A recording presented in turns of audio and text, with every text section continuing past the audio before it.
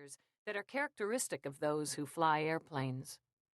I had never had that mannerism before I became a pilot, but now I caught myself employing it with increasing frequency. It gave me the illusion I could soar even when earthbound. "Okay," he said. "We put it down as a one-time occurrence. But a few months later, there was another explosion in a small office in Houston. In the middle of the night, so nobody was killed, thank God, although a witness who was returning home late saw a male-sized figure running in the vicinity.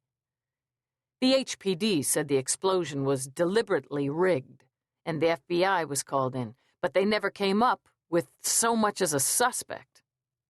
And I take it no terrorist organization claimed credit for it. In this post-September 11th world, that was the logical assumption. No, the bomb wasn't much of one.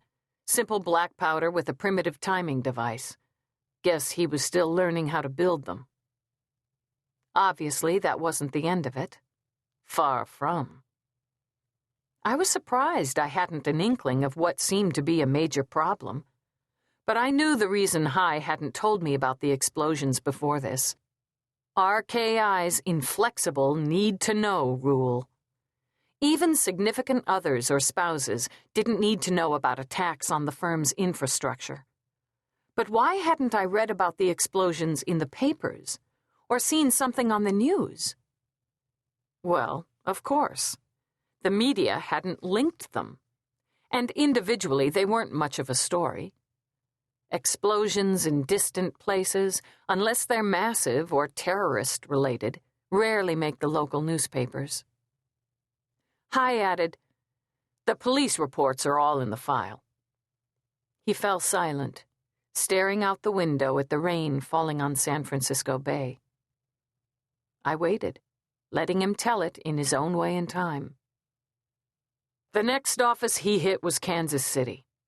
Again, no one on the premises, and again, someone seen running away. The KPD techs lifted fingerprints, but they weren't in any of the databases. The FBI began taking more of a serious interest. Our people worked hard at minimizing information passed on to the media. Not a good thing for our clients to realize that their security firms' offices aren't immune to attack. And again, the case was backburnered. After a while, yes. High sat back down. That's when we went on the defensive. Closed the smaller offices that weren't worth policing, and put 24-hour guards on those that were. For a while, we thought he'd stopped. But the next year, he went farther afield, to Mexico City. Guess he didn't want to risk another bombing on U.S. soil so soon after Kansas City. The Mexico City PD's investigation wasn't much. They really didn't care about an attack on an American security firm. But the fingerprints they found matched those from Kansas City.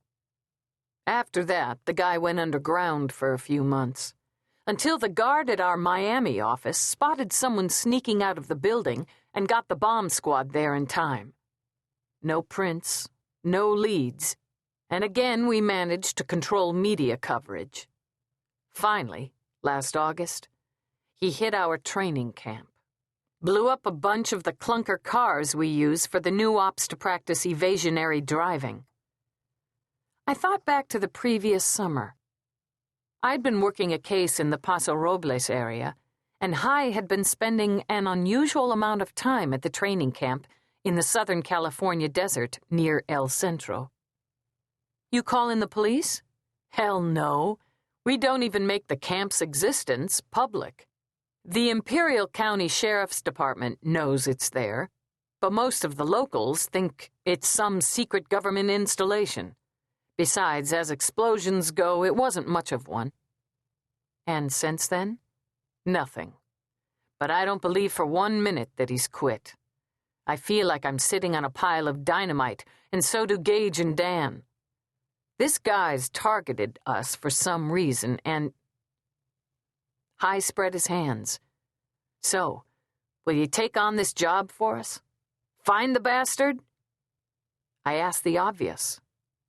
"Why? When this has been going on for 2 years, are you only asking me now?" Dan was determined we handle it ourselves.